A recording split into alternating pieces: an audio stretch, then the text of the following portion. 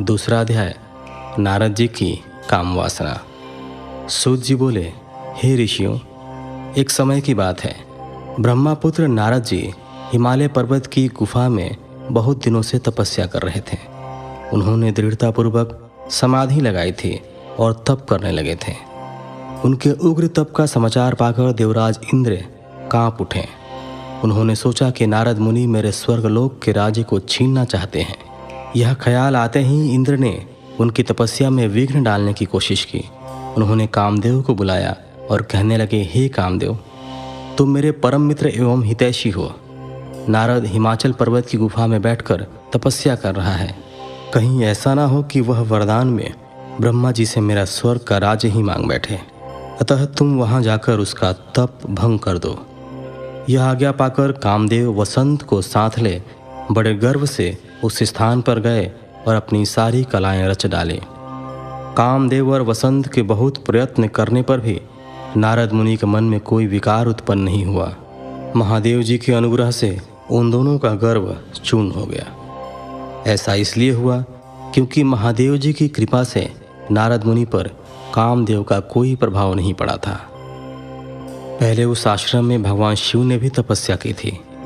उसी स्थान पर उन्होंने ऋषि मुनियों की तपस्या का नाश करने वाले कामदेव को भस्म कर डाला था। कामदेव को भस्म देखकर उनकी पत्नी रति ने बिलखते हुए भगवान शंकर से उन्हें जीवित करने की प्रार्थना की तथा सभी देवता भी शिव जी से प्रार्थना करने लगे। तो भगवान महादेव जी ने कहा था कि कुछ समय पश्चात कामदेव स्वयं जीवित हो जाएंगे।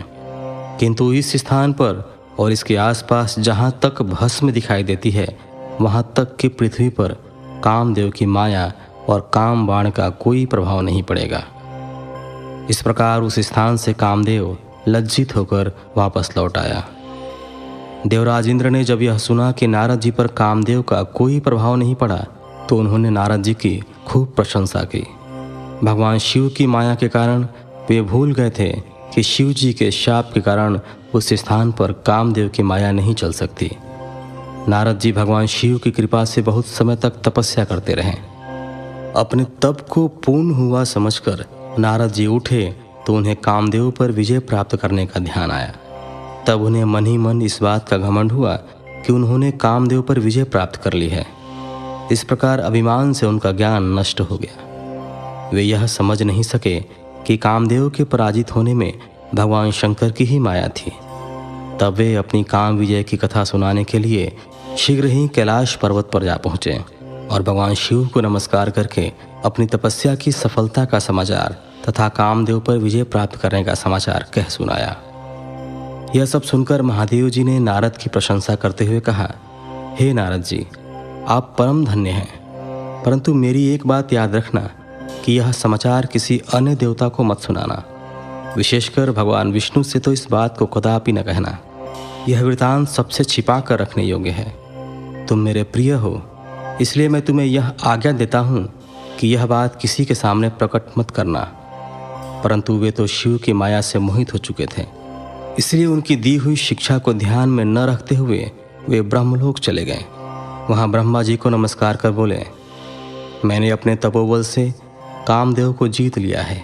यह सुनकर ब्रह्मा जी ने भगवान शिव के चरणों का चिंतन करके सारा कारण जान लिया तथा अपने पुत्र नारद को यह सब किसी और से कहने के लिए मना कर दिया।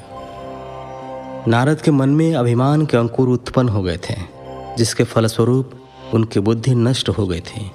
वे तो तुरंत विष्णु लोक पहुंचकर भगवान विष्णु को यह सारा किस्सा सुनाना चाहते थे।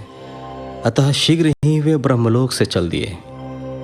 नारद मुनि को आते देखकर भगवान विष्णु सिंहासन से उठ खड़े हुए। उन्होंने नारद को गले लगा लिया और आदर सहित आसन पर बैठाया।